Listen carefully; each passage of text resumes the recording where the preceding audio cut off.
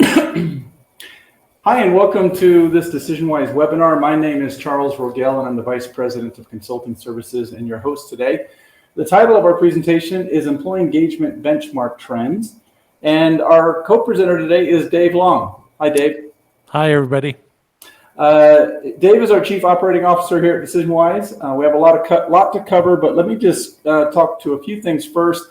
The important thing that I think most people are interested in are the HR, CI, and SHRM credit hours, and so this is eligible for one of those credits.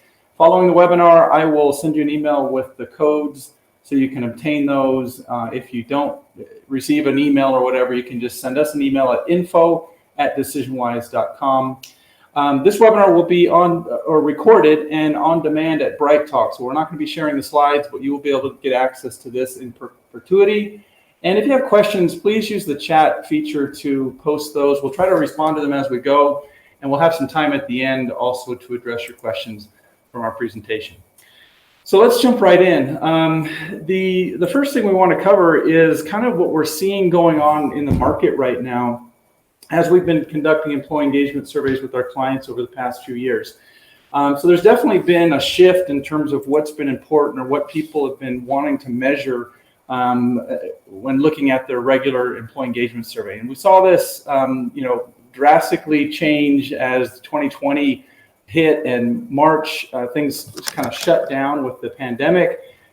Major concern was safety. So what are we doing to, get our people working from home? And if we were allowed to have employees working at the office or on site or wherever, what were the safety protocols we're going to implement? And so as we're measuring and asking questions on these topics, people wanted to know, do people feel like we've been adequately responding to the pandemic? And so there's a lot of surveying around that. And actually we saw good scores there. So there was a great response. People really appreciated the care and effort that went into, mitigating that and, being concerned for people's safety. So that was great to see. Diversity, equity, and inclusion became a really hot topic. We were measuring this with some of our clients previously, but as the social unrest erupted in June of about 2020, all of a sudden DEI questions and breakouts on the results were really important, and we measure these now on basically all the surveys we're conducting with clients. And then the other concerns were, how are we doing on communication, productivity with people working from home, collaboration with this new work environment? All these were hot topics that we saw in 2020. And surprisingly, those last three actually did pretty well. We saw increases in results on questions that we asked around those things. Dave, anything else you wanted to add to that list? No, I think it's interesting to know we had questions around DEI for years, but only had maybe 20% of the organizations that ran surveys were asking questions about DEI prior to that, kind of those events in June and after. And now it's, like you said, it's the norm rather than the exception that people are doing, asking those questions. Yeah, and it did spur a lot of new committees, employee resource groups around DEI, hiring people that were DEI experts, programs, training. So there's been a lot of activity as a result. Right. Now the shift in 2021 was somewhat slight, but work from home was the big topic. So how do we tell if people are having a good experience working from home? So we asked several different questions about that, productivity, things like that. And for the most part, that was working well, and people felt like they were well supported. There were some people who felt like, they were missing out. Again, the culture aspect at the bottom came up, like the connection they were feeling with people. There was a little bit of fatigue working from home, especially if you had kids that were home from school and navigating that. And also in 2021, people were testing kind of the back to the office policies, more of a hybrid work environment as the pandemic waned towards the end of the year. And that caused some consternation, I guess, with some folks that liked working from home and didn't really want to return to the office. Workload increased in many areas because of maybe there were some layoffs previously in 2020, and so we're short-staffed now in 2021. Economy improves. There are shortages in the supply chain. All these things are causing an increase in workload for many people, especially managers. And then retention became a big issue as people kind of had time to pause and rethink their work experience and their job and if they wanted to stay with this organization or seek other opportunities. DEI was still a priority. Culture came on the scene more as people wanting to understand, hey, what happened to our culture during this major disruption?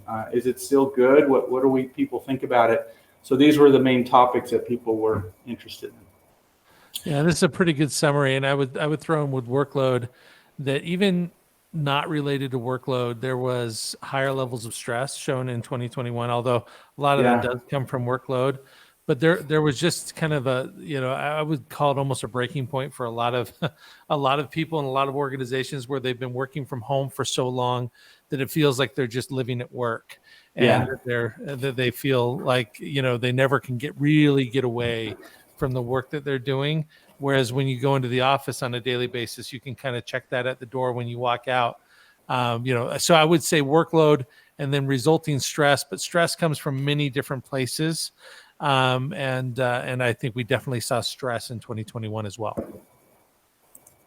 So now what we're seeing and what we're predicting a bit here is that flexibility is kind of the new buzzword. So everyone's kind of looking to maintain some of this flexibility that they achieved during the pandemic, either through working from home or more flexibility in work schedules and so on. Accommodations. Everyone, right? I shouldn't say everyone, but work-life balance really became something that people all of a sudden kind of looked at differently and experienced in greater quantity. And so they were really reluctant to kind of lose that work-life balance that they'd achieved or enjoyed during the pandemic. So now organizations are trying to figure out this hybrid kind of work in the office, work from home model, which is really having an impact on retention because people are saying, hey, why are you taking this kind of perk or benefit away from us? Don't you trust us to work from home? Why do I need to come in the office? So there's been some pushback in terms of this return to the office emphasis, and retention's still an issue. So people, again, it's a combination of, hey, I don't want to come back to the office, or I'm looking for other work, and it's an employees market, so people are looking around where they weren't really considering that as much before. DEI has kind of merged a bit with culture because DEI, diversity, equity, inclusion, that inclusion piece as well as belonging have kind of always been part of culture, and those are kind of intermixed in a way, or at least kind of taking, being both an emphasis. Workload's still there, and then mental health is kind of a newer one, and we're seeing this a lot where, hey, are we, this idea of mental health, I think there's maybe better mental health with this flexibility work from home, but also the stress component is really taking a toll on people in different ways. Anything else you want to add to that, Dave? Other things you're seeing? I do see a lot of kind of as a trend for 2022, a lot of people talking about mental health and how do we care for the mental health of our employees. Really, it's a kind of almost a mental wellness concern for the health and wellness, not just the physical health, but the mental health of employees as well. Whereas in 2020, we were heavy into the physical health, literally the physical health of employees' safety, what meant caring for the physical health of employees. Now there's more of a shift to say, okay, how do we also care for the mental health of employees, especially those that we don't see every day, that we don't know how things are going with them. Perfect. Okay, so let's get into some of the trends that we saw in our data. So there's various ways to look at this. And before I kind of jump into this, and I think I'm probably preaching to the choir a bit to emphasize the ROI of employee engagement. So we have this slide, it's an infographic on our website as well. I'll send you a link to this afterwards. But essentially, if we're looking at, well, why do we care about employee engagement? Well, here's a bunch of different reasons. And I'm not going to go through all of these, but there's been a bunch of research to confirm that engagement matters, and especially now as we're so concerned about retention, people want to work in an organization that engages them in their job, not just earn a paycheck. So all these topics are so important now, and we're seeing this ROI especially tied to retention right now in most organizations. So let's set this up a bit. When we talk about employee engagement, we want to split these concepts because sometimes I see these get conflated when we're working with clients and conducting surveys. There's this element of satisfaction that's really the foundation upon which engagement can grow. And the factors that we typically measure there are around pay, benefits, training, stress, workload. You can see the items there in the parentheses. And when these things are working, we don't tend to notice them. When they're not working, they can detract from our overall sense of engagement. And so we want to make sure that these are on par with people's expectations so that they then can engage in their work. As we factor these items out, what we found when looking at engagement and the employee survey results over the past 25 years at DecisionWise, these 5 elements or keys really distilled as the main drivers of employee engagement in most organizations. So meaning, autonomy, growth, impact, and connection. The idea, though, is that they do factor differently for organizations. So we'll see some of these score higher or lower depending upon the company, and also for individuals. So some people will say, well, I'm all about impact. That's the most important thing to me that drives my engagement. So we're trying to play with these concepts and measure these different things as we conduct surveys. We understand that engagement really drives performance, but satisfaction is also important because it helps to improve retention. And so we'll set this up and talk about some of these concepts and questions and tie back to this model a bit in the presentation. So talking about the engagement piece, the top part of that model, in our database, this is our database that is based on the past 4 years of data from 2018 to 2021. We look at a subset of questions, which we call engagement anchor questions on an employee survey. There's 5 questions that we use to measure the overall level of passion and commitment to people's jobs. Now, generally, as we're looking at those questions, if someone's saying strongly agree to most of those statements, we'd say that they're fully engaged in their work. And if they said generally agree to most of those 5 questions, they'd be a key contributor. If they're a neutral opportunity group, and if they disagree, we'd call them fully disengaged. Now, in our database, we see that most people we would label as engaged, either fully engaged or key contributors. So 77% is what we're seeing in our 4-year database. And we'll get into this a little bit more, but the 4-year benchmark is helpful because it kind of smooths out some of the spikes and differences that we're seeing. But we also have some data to show what's happening in 2020 and 2021. And this is something that you've probably heard in popular business literature. A common thing that I've heard said is 70% of your employees are disengaged. Yeah. Pretty common. Whereas we're saying, well, only 5 of them are truly disengaged. And what we really mean by fully disengaged is that's a group of people that we're probably not ever going to be able to get to engage. The opportunity group's very neutral. So some parts of their experience are good and some parts of their experience are bad. And that kind of has them on the fence in terms of whether they're going to engage. But to say we would agree to say that 70% of your employees are not fully engaged. Mm-hmm. But to say someone who's 49% of your people are satisfied, to say that they're disengaged is really probably not true. There are people that will sometimes engage and sometimes just kind of be satisfied and happy to come into work every day, even if they're not fully engaged. Yeah, that's a good point because they are contributing at a high or good level and generally aren't, burnt out or, skeptical about their experience there.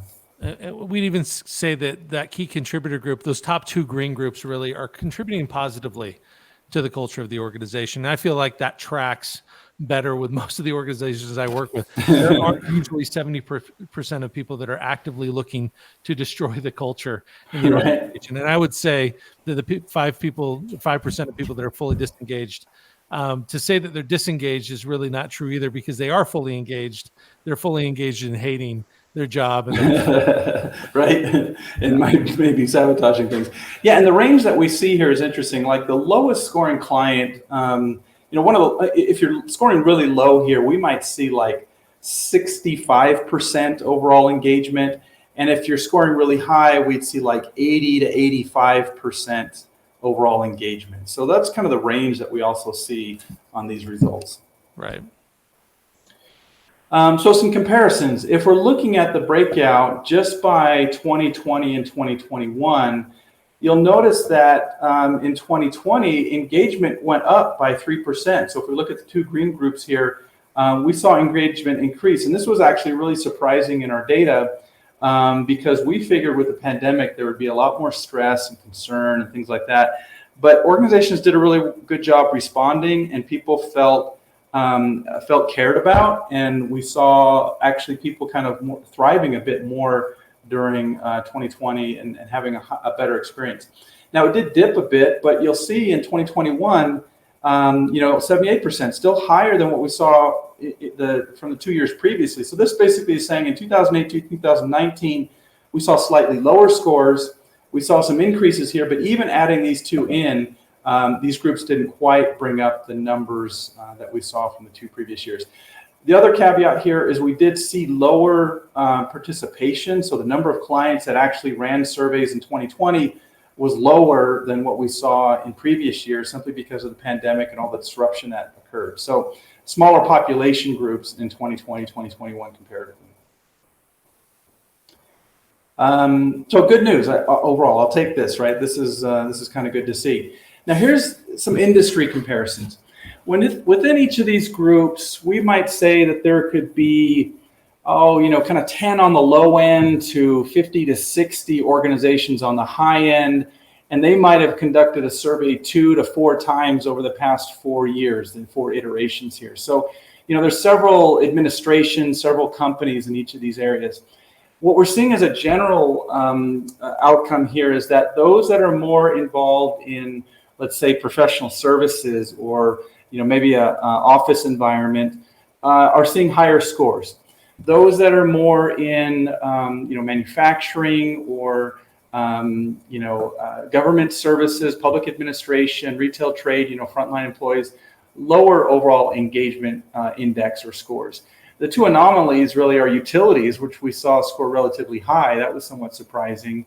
And then finance and insurance scoring slightly lower than our global benchmark. So, being more in professional services. So this was kind of tracked with what we typically see with our clients with those 2 kind of anomalies. Dave, any other anecdotal experiences you've had with these groups? Yeah, I mean, I probably have an anecdotal experience for every one of these industries, right? At this point, I always think it's interesting because public administration, most of those are office jobs. They mirror in many ways, the jobs that you see in professional services in many ways. Now, they'll often have a parks department or something if it's a local government or something like that. But what we have seen is that it's really interesting to see that high fully disengaged number. That's not different now than it's been in the past. It's always been high for that public administration group. High number of people that kind of, and we call that the quit and stay population a lot. But that really happens a lot in government organizations. Is that you have a large population that they're like, well, okay, I don't want to move, and so in order to do this work in this town, I have to work in this organization. Therefore, I stay here and I have a pension coming if I hang on for another 10 or 15 years. And so it's interesting to see that because there are some very engaged people in public administration or public organizations, government bodies, but they do struggle with the highest level of disengaged of all the industries that we work with. Yeah, and it's almost due to the benefits and or the what you call the satisfaction elements that are working for people. Like, I don't want to give up my retirement, so I'm going to stay and stick it out even though I'm not happy. So it kind of creates this dynamic in a way. The golden handcuffs, as they're called, right? Exactly. I can't walk away from this retirement benefit I'm getting in 10 or 15 years, and therefore, even though I hate my job, I'll stay well past the time that I've disengaged. Yeah. And we would say public administration does include our most, if not all, the government agencies that we're working with, both federal, state, local, in there. I think one of the things that has helped engagement over the last 20 to 30 years has been the advent of the portable retirement plan, the 401k, that I can quit one job and move on to the next. Back in the day where you had a pension and you had to stay with that company to get the pension and you had to vest and everything like that. It can be harmful to someone who just really hates that job but really needs to hang on for that pension to be there. But now you can kind of take your pension with you. You've got your 401k, you can take it, you can roll it over into a new 401k, and so it becomes much more portable. It also hurts employee retention. Right. But it is something that helps, I think, helps overall with engagement. Agreed. So a couple breakouts here. Again, we're looking at 2018, 2021 overall. Now we've got a few industries where we're looking at just the past 2 years.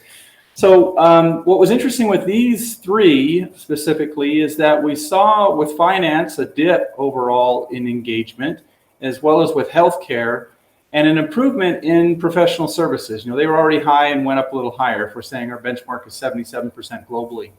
So again, finance took somewhat of a hit, larger hit, a kind of a 6-point drop overall in engagement here as we're looking at these two differences. Healthcare, we expected almost a greater decrease overall just because of the pandemic. So it was interesting to see it was so high in 2020, but fatigue really setting in the healthcare environment in 2021. And then professional services went up a bit. So these were some kind of curious data points. And there's not really, I don't have an overall perspective here other than when I worked with a few clients in each of these industries, there were different reasons why this occurred. Like some did go up, or most did go up, some did go down. But these were some interesting takeaways from these industries. And Charles, I'd say the one exception to that is I do think healthcare in general had a dip over the last couple of years. And I think it's a lot of burnout and stress. Yeah. Care fatigue and compassion fatigue and all the things that go along with kind of busy times in the healthcare industry. I would say that, I agree with you that a lot of these are kind of a case-by-case basis, but the healthcare industry overall, I think, has hurt a little bit by that. There was a question about we don't have a healthcare category in our benchmark. We do, and I guess that was probably from the previous slide. Mm-hmm. So I'll and mark then, that question is answered. Right, and I think there's another question about nonprofit organizations. Where do they fall? So nonprofit, or that benchmark includes many of the charitable organizations we work with, but others that are just classified as nonprofit and or I want to say kind of not agencies necessarily, but it's a good word. Representative of industries, industry representatives, things like that. Mm-hmm. And someone also asked, what does the public administration, is that inclusive of all government agencies? And it is. Mm-hmm. Any government agency, and there's parts of state government, a lot of local municipalities, city governments, all those things would be included in that, and even federal government agencies. Yeah. Okay, so let's dive into a few different questions or topics, items that are more specific. And before I jump into these topics, just to give you an idea of the types of survey items that we measure here, we normally are asking about 50 questions on a survey, and there are about it takes about 10 minutes to complete. And within each of those, or within those 50 questions, there's different categories. So we talked about satisfaction before. And these are elements like tools and resources, training to do my job, amount of work I'm expected to do is reasonable. You can see some of these here. Stress. Normally we don't ask about pay or benefits unless you want to, because they typically score lower. And we'd say, hey, just measure what's going on in the industry and pay accordingly.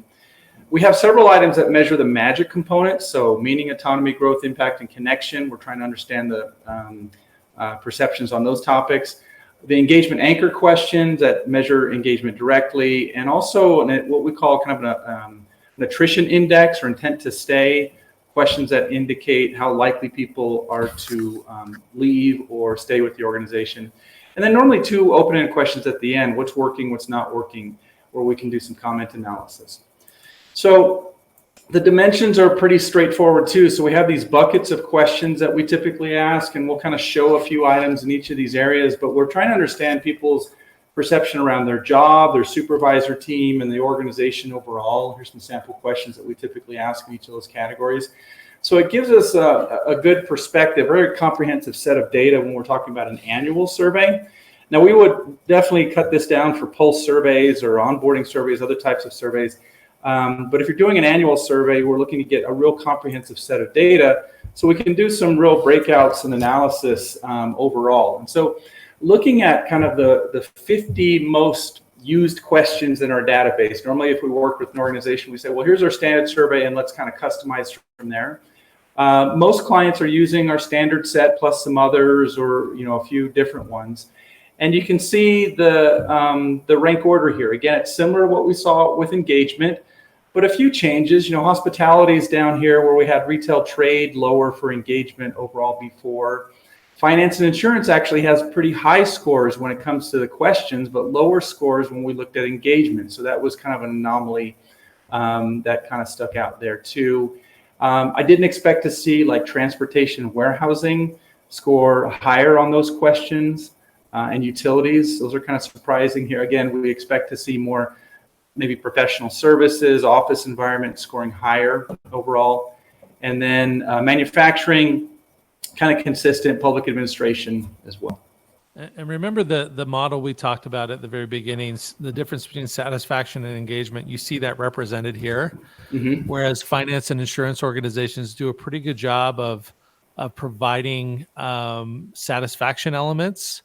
It's a little tougher in that industry to connect people at a deeper level and get them to engage. So whereas their overall score, which includes all the satisfaction elements, will be at 80%, the engagement score still falls below the average organization or the average industry in our benchmark.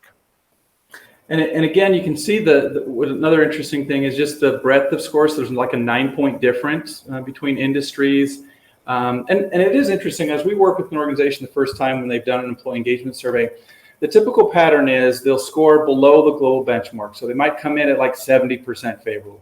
The next year, they've done some action planning around the results. They've kind of strived to improve some things, and we'll see them on par with the benchmark.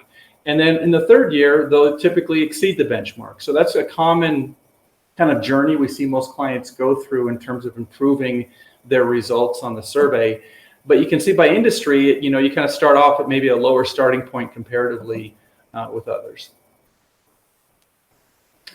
All right, so then some demographic comparisons. So if we're looking at the differences in our benchmark between some of these areas, you can see as we're looking at male and female responses, 79% overall favorability on these standard items compared to females at 77%. So a 2-point difference. This is pretty typical. We normally see males score slightly higher than females overall. And then when we break this out, there's some nuance in the data. So here are the differences where females are scoring lower than males on different questions on the survey. So females, 75% said agree or strongly agree to this question that I can share my ideas and opinions without negative consequences. 80% of males agreed with that statement. That's a pretty high score. 5-point difference overall. So workload, stress scored slightly lower for females, empowerment, professional growth opportunities, and then here's some more communication questions around top-down and employee voice questions, scoring lower for females compared to males. So that's interesting, and that's a pattern I see play out pretty frequently, where these questions around employee voice and communication score slightly lower for females, and also workload and stress in this case. Yeah, workload and stress is kind of an interesting one. It's not part of our DEI measurement, but employee voice certainly is, because it's very frequent that we see that a group, not just among females, but among minorities, working in an organization, that sometimes they don't feel like they can speak up as much as the majority population. And so employee voice is such a huge issue here. So it's not surprising to see this in our benchmark. And in fact, part of the reason why it's included in our DEI index is because it's often shows up as a difference between different groups in our benchmark. Yeah, that's a good point. At the bottom, there are a couple items where females scored higher than males around vision and goals of the organization. So we thought that was interesting. That kind of drives a sense of meaning as well. So they scored slightly above males in those categories, both higher scores there, or agreement, I should say. And there, some of these are pretty high scores in our benchmark. Some of them are pretty low scores. Really, what the standard that we're looking for is that it's equal, that the experience for one group is equal to another group. And so whether they're high or low, ideally we would see these things equal in your organization. Yeah, and at an organization level, we'd say like a 5-point difference would be significant. In our global database, it's more significant because there's so many responses in here, but at a local level, that's what we're looking for. So managers and non-managers. So typically we see a 5-point difference between managers scoring higher than non-managers overall on the survey results. Now, here's a breakout of where we're seeing the greatest differences, and you can see there's a much bigger swing overall on these questions compared to what we saw in males versus females. So manager results are higher. 90% of managers agree with this statement about being empowered. Not surprising, if you're a manager, you have more autonomy and empowerment. Compared to non-managers, that's a 13-point difference overall. So empowerment, growth, meaning and purpose, my work being valued, kind of the sense of impact. Here's growth again, and then being responsive to suggestions. This is kind of an employee voice question. Now, there are several more. I just showed kind of the top 6 on this list, but you can see there's a much larger discrepancy between a manager and non-manager. Yeah, it's interesting to see so many of the magic engagement elements among these things where managers score quite a bit higher than non-managers. And I think it contributes to the fact that managers on average are more engaged than non-managers, which is important to note because when you have an engaged manager, you're far more likely to have people that report to them as being engaged. So important to see some of these elements that we know cause engagement among managers. But again, as much as we like to see the high scores for managers, we would love for those managers to be able to translate some of the meaning and purpose that they feel to their teams, or to translate the fact that they feel challenged and stretched to also challenge and stretch the people that report to them as well. So as much as we love to see managers having a good experience, we would like for them to translate that to the teams that report to them as well. Yeah, and maybe it's because they're experiencing too much workload and stress. Could be. So the negative differences really stand out. We've seen this during the pandemic as well, as managers have been kind of a buffer to help their employees get work done, and they've been kind of burdened a little bit more with changes and navigating all the difficulties. They're also a little bit more sensitive to this idea of collaboration across departments and functions, being more at the crossroads for a lot of those decisions or problems. Intuitively, you might not think that would be true, that managers would be able to see that they can work more effectively across departments and functions by virtue of their positional power. Yeah, you'd think they could fix that. I think it's because, managers see firsthand kind of the fighting over resources, over limited resources. Hey, I want to hire someone in my team, and if you hire somebody in your team, I can't hire someone in my team. So they see some of that firsthand, and they're in that business all the time. And I think that's why it results in lower scores on cross-functional collaboration. Yeah, agreed. And union status. So not surprising, if you're a member of a union in an organization, your perceptions are lower than those that are in non-union. So what we're kind of calling out here is we're looking at just a smaller percent or a group of organizations that have a union population and a non-union population. So these are just those. We're not looking at every other worker in our database that's not part of a union. But looking within those types of organizations, we see this difference play out, and it's a pretty significant one of 7 percentage points based on the percent of agree and strongly agree responses. Where does that play out? Well, it's interesting. As we look at these results, there is generally lower trust between unions and non-union participants, and that's pretty typical because, again, unions are saying, hey, who's looking out for us, or managers are enemy or not. So here we're seeing like supervisor scores show up, where the perception of their supervisor, that experience is lower compared to non-union representatives. Listening components, listening questions also are part of this, and trust here with the organization. So anyway, I'm not too surprised. What are your thoughts, Dave?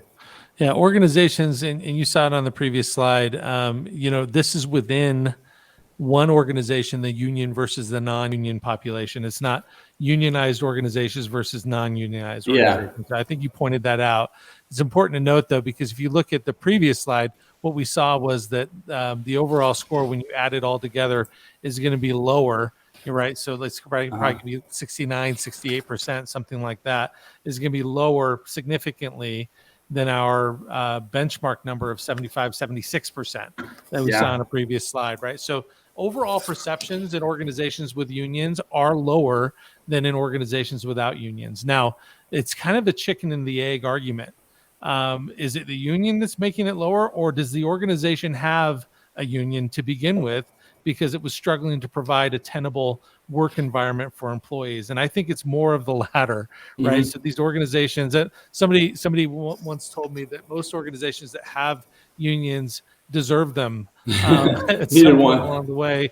And I think that's a little harsh to say, but what I would say is, there's a reason why employees unionize. And when when people are faced with an untenable working environment and a need to work and a need to be there, then they'll tend to unionize. And that untenable work environment is helped along by having a union, but it doesn't change the underlying reasons why the union is there to begin with, or why it made sense to unionize to begin with. And I have seen and worked with organizations that have a union where we see high scores from union populations too. So it's not all bad. If you have a union, we don't, you're not guaranteed to have lower scores. But there's been a lot of work to kind of build trust, build a good work environment, and that really makes a difference. Trust is kind of the underlying kind of component here, I think, that plays out. One of the biggest things we hear from union employees when we talk to them is that they don't understand in a lot of ways, and you can see it right here. Like, I understand the vision and goals of this organization. Seeing that, having that connection beyond just, hey, this, we're a union together. The organization, I think, in many cases, doesn't know how to treat union employees, and so they'll default to just trying to interact with them less, and I think that hurts the relationship more than anything. They should be trying to build trust as much as possible, trying to build buy-in into the organizational vision and goals as much as possible, so that these gaps don't exist between union and non-union employees. Agreed.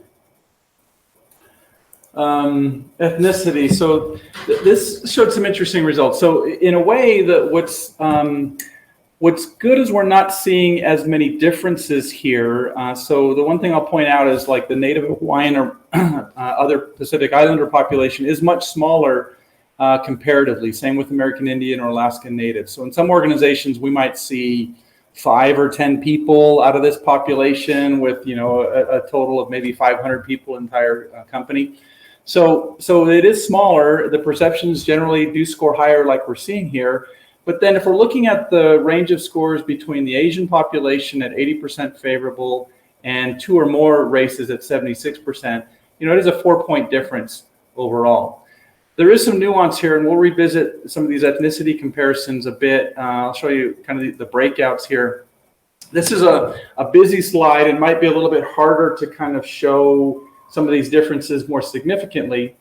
But here, the best way to kind of show some of the lower scores for all the groups was to sort it by the largest population of white employees, where 62%, is their lowest score, 62% agreement with this statement about listening. And so as we're looking at what typically scores low, well, it's listening, communication, advancement, growth, stress.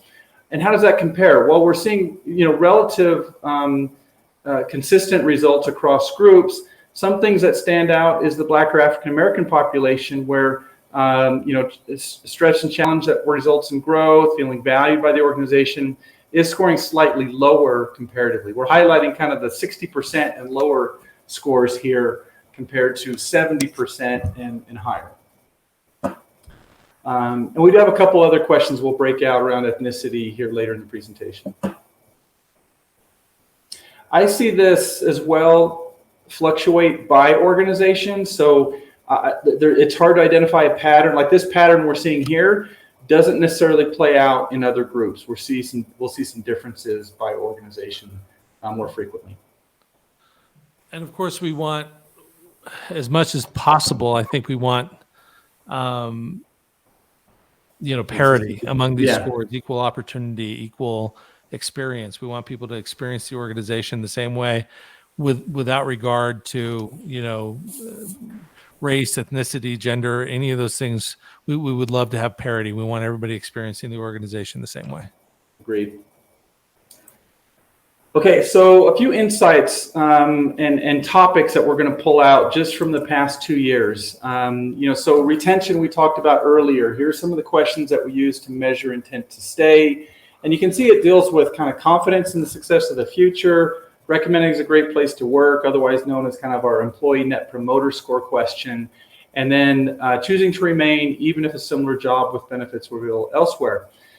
Surprisingly, confidence improved in organizations. So I think there might have been some instability in 2020 as we started the pandemic, but then the economy was pretty strong in 2021 and people had kind of a more positive outlook on where the company was going.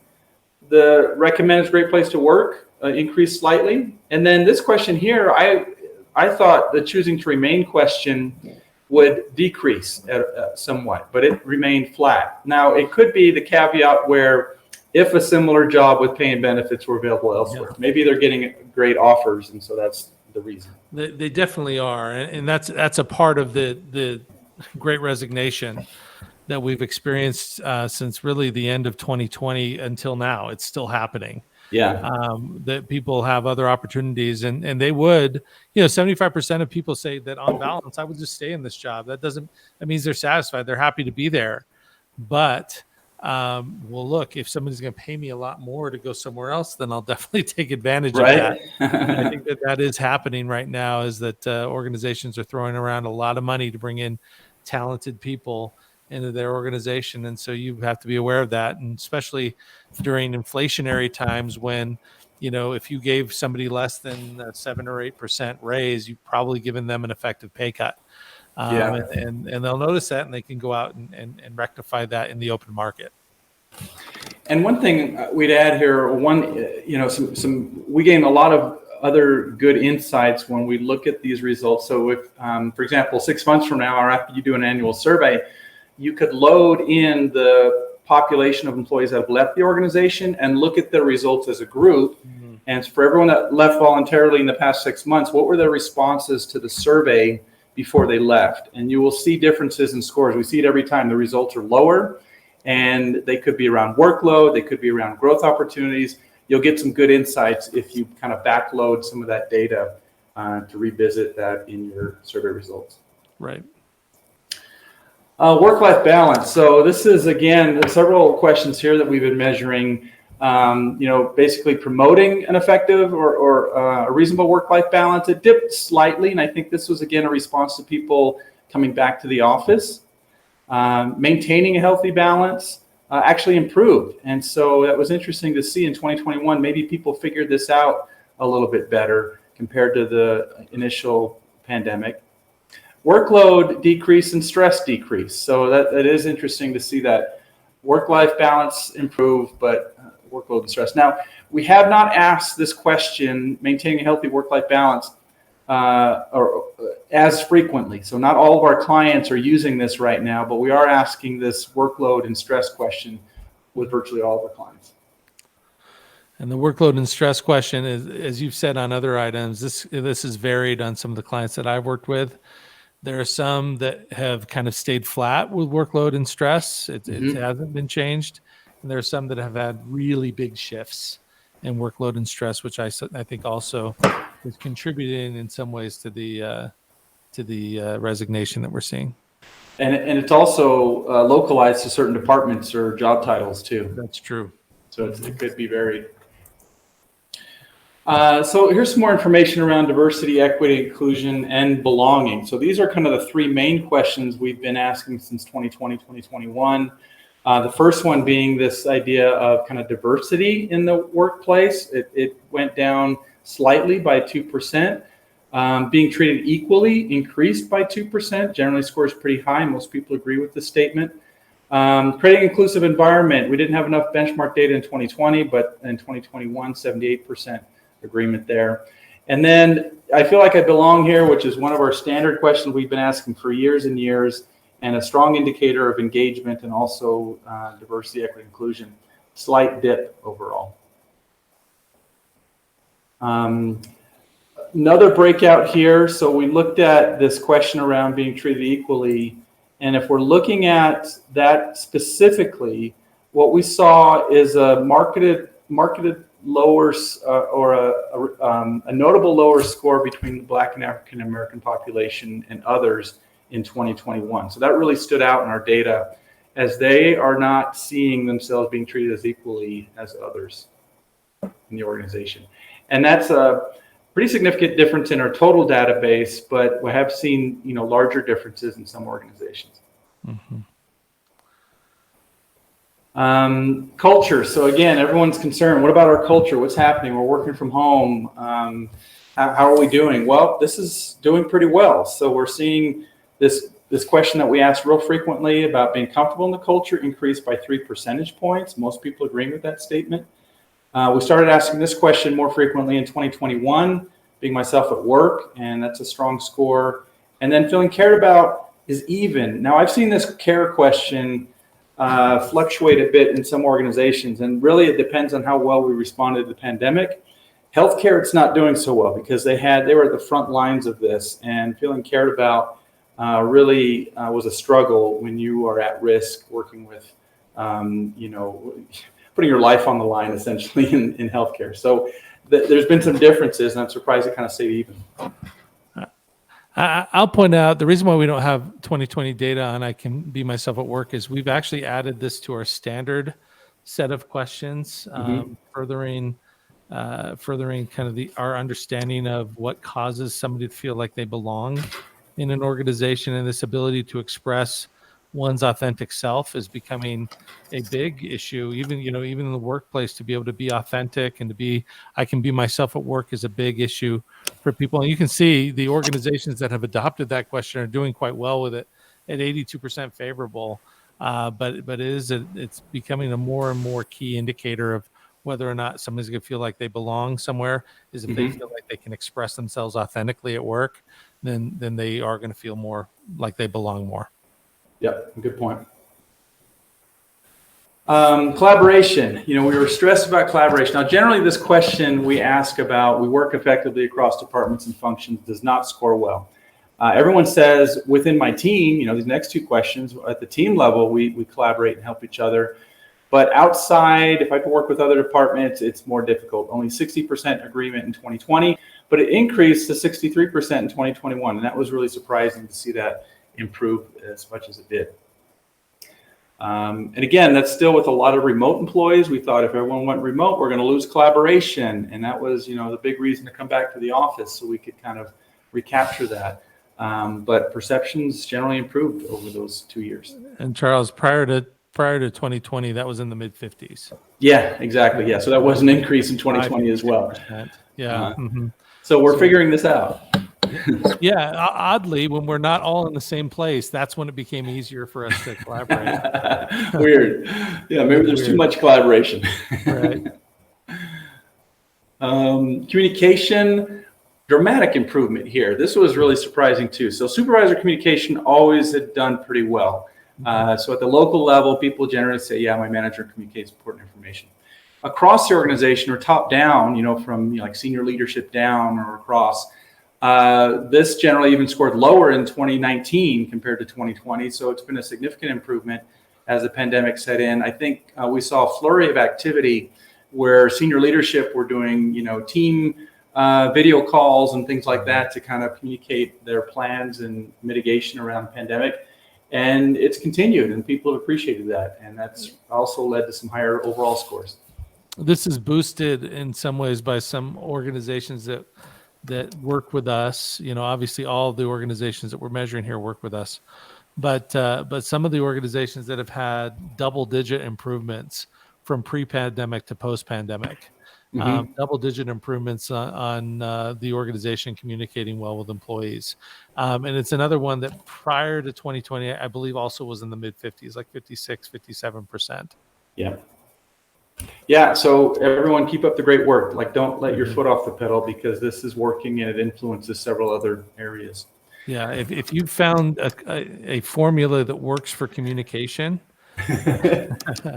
hold on to that and do not let it slip, because if you go back to where you were prior to sort of the deliberate efforts around communication that we've seen over the last few years, then you've failed to learn something from the pandemic that I think can be very valuable.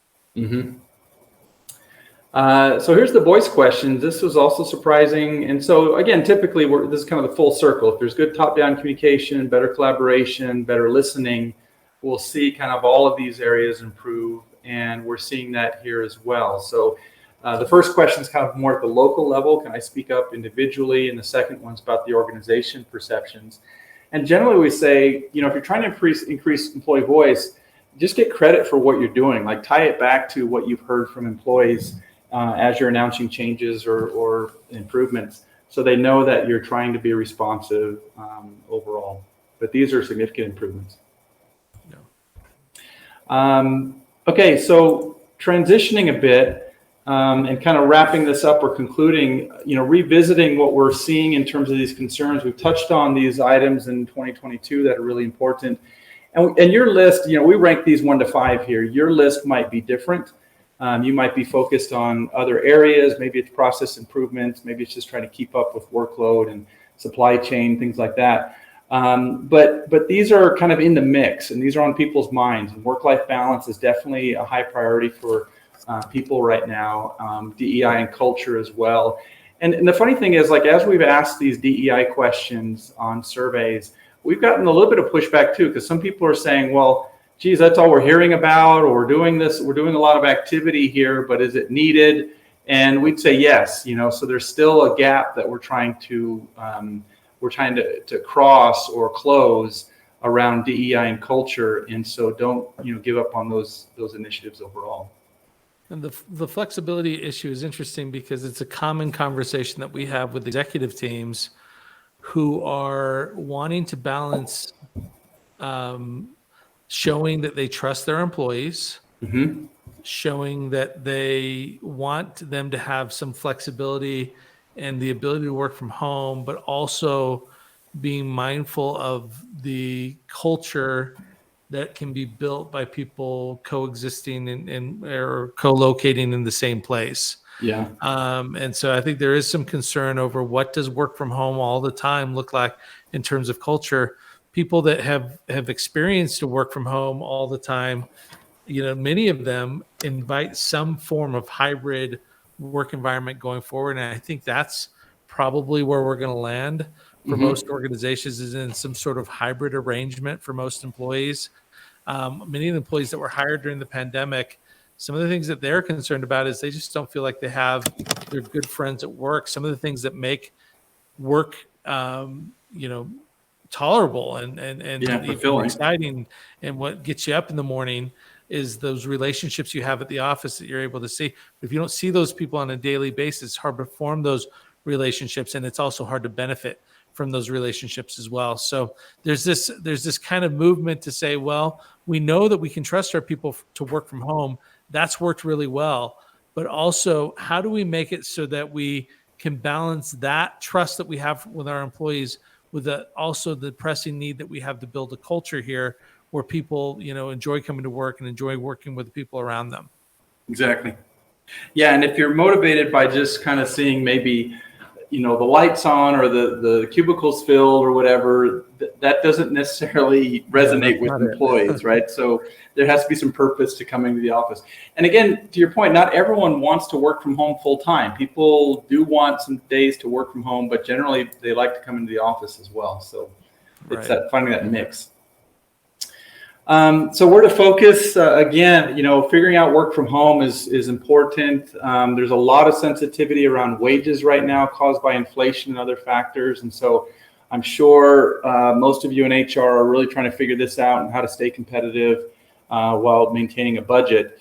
Number 3 here is interesting because it's, people just don't put up with this stuff anymore. So with the employees market out there, if they sense that they're working with a toxic manager, or if there's policies that just don't make sense or are not fair, or if the culture itself is just, toxic or not working for them, people don't have as much patience as they did before. So you have to fix these things because there's not as much tolerance around that.